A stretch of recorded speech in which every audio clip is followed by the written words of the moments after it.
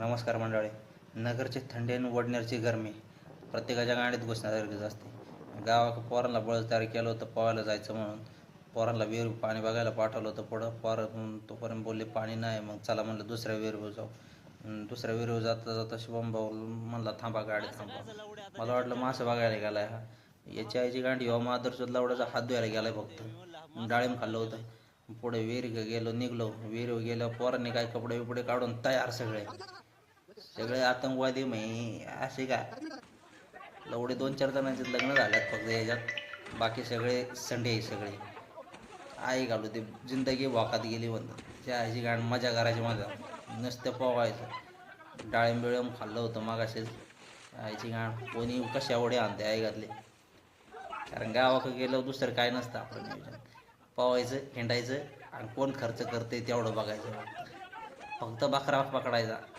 मी काय नुसतं मुटका टाकत होतो. विहिरीत काय जागा पुरत नव्हती.